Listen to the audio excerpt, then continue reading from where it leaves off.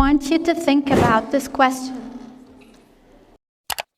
gabadhi waxay tidhi I want you to think about this question waxaan idinka doonayaa inaad ka fikirtaan su-aashu maxay tahay waa su-aashaynu ku soo aragnay muuqaalka xaggiisa hore ee ahayd why is it hard to change ourselves sabab ayay u adag tahay inaynu nafaheena bedelno isbeddel markaan ku leeyahay aynu leenahay nafaheena aynu isbedelana waa in aynu shay wanaagsan ku tallaabsanno laga yaabo qaar idin ka mid ah in ay noloshu dirbaaxooyin badan ku dhufatay oo ay doonayaan inay isbedelaan haddaba muuqaalkanu laga yaabaa inuu kugu soo kordhiyo xog kaa maqnayd ila daawo ila dhammaadka waa anigoo cabaas jaamacali ah maqalindhige luqadda ingiriisida Have you ever thought that you want to make a change in this world?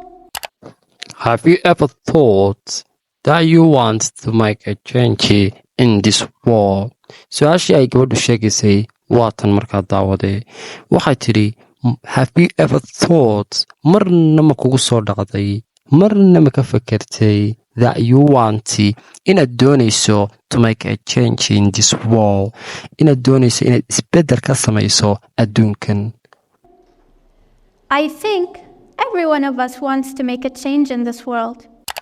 I think waxaan u malaynayaa every one of us mid kastoo inaga miday wants inuu doonayo to make a change inuu ka sameeyo isbeddel in this world adduunkan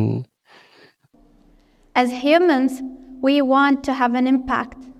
We want to leave our marks on this world. As humans ka bilaadan ahaan we want waxaynu doonaynaa to have an impact inaynu saameyn yeelano we want waxaynu doonaynaa to live inaynu kaga tagno our marks on this world inaynu saameynteena kaga tagno adduunkan ayaynu doonaynaa ereyga marks halkan wuxuu ku jiraa saameyn ayaguma jiro calaamad And we like to be special and important. And we like waynu jecelnahay to be special inaynu noqono kuwo gaar ah oo dadka kale ka duwan and important oo muhiimna ah labadaas shayba waynu doonaynaa But if we want to be special and have an impact, we have to change ourselves first. How? But if we want laakiin haddii aynu doonayno to be special inaynu noqono kuwo gaar ah oo dadka kale ka duwan and have an impact saameyna leh we have to change ourselves first waa inaynu marka koobaad bedelnaa nafaheena waa inaynu bedelnaa how sidee markaa su-aasha imanaysaa waxay tahay sidee nafaheena u bedelnaa This is our friend Emily. Every year, she makes a list of the things she wants to achieve.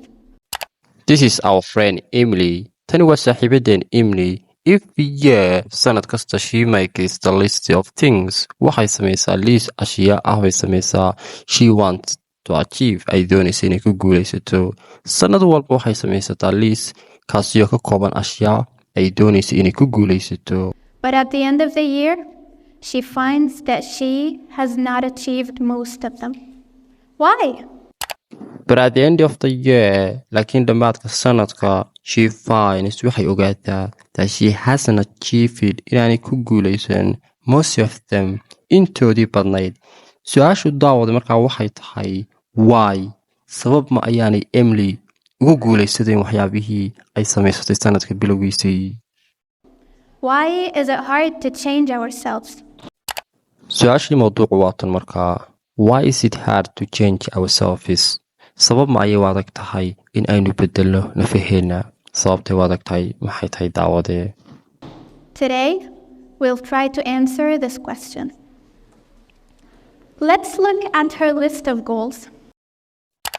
Today maanta we will try to waxaan isku dayeynaa answer inaan ka jawaabno this question su-aashan let us look at aynu soo eegno markaabay tidhi her list of goals liiska ay ka kooban yihiin ahdaaftii ay samaysatay iyo goolashii ay samaysatay Emily aynu eegno markaas ayay tidhi ee soo eega project ay sheegaysaa markaa Learn 4 languages, read 30 books, learn the interpretation of the Holy Quran, do sports every day, learn how to draw, and get good grades.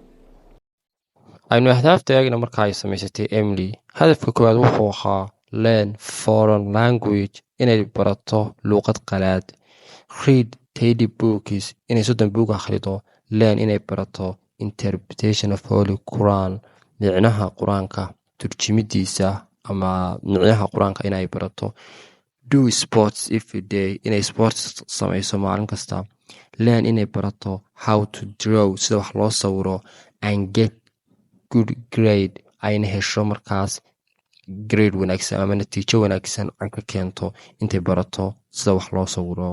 intaas waxay ahaayeen ahdaaftii ay samaysatay Emily. Okay, I think now we know why she doesn't achieve most of them. I think waxaan u malaynayaa bay tiri now we know hadda waynu ognahay hadda waynu garanaynaa why sababta she doesn't achieve aanay igu guulaysan most of them intooda badan aanay igu guulaysan. waa ahdaaftii bay sheegaysaa ay samaysatay Emily. It's really hard to achieve all of these goals in only 1 year. It is really hard run ahaantii way adag tahay to achieve inaad ku guulaysato all of these goals dhammaan ahdaaftan oo dhan in only 1 year keliya hal sano gudahoodu. Especially for a person who is not used to hard working. Especially khaasatan for a person qof who is not used to hard working aan hore u dadaali jirin. waa qof aan la qabsan dadaalka ama adayga way kaga adag tahay inuu waxan oo dhan hal sano ku guulaysto gudahood. Imagine a person lying on his bed all day watching reels or TikToks or whatever. Imagine a person waxaad sawirataa bay tiri qof sawiro lying on his bed ku jiifa sariirtiisa all days maalinta oo dhan watching daawanayana reels waa muuqaalada Facebooka iyo Instagramka, TikTok sidoo kale TikTokta daawanaya or whatever ama wuxuu doono daawanayaba. And then all of a sudden he wants to achieve all of these goals.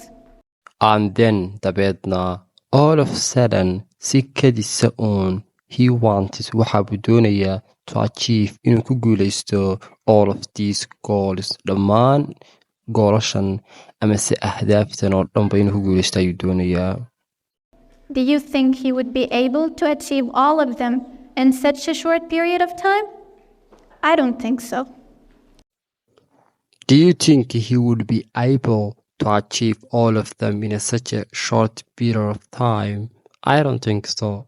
Actually, gabadhi waxay tiri do you think ma u malaynaysaa he would be able inuu awoodi doono to achieve inuu ku guulaysto all of them dhammaantood ba ahdaaftan bay sheegaysaa in such a short period of time waqti yar.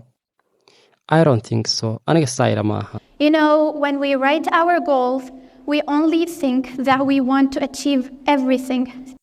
When we write our goals marka aynu qorno yoolalkeena ama ahdaafteena aynu qorno we only think kaliya waxaynu ka fakernaa that we want inaynu doonayno to achieve everything inaynu ku guulaysano wax kastaba.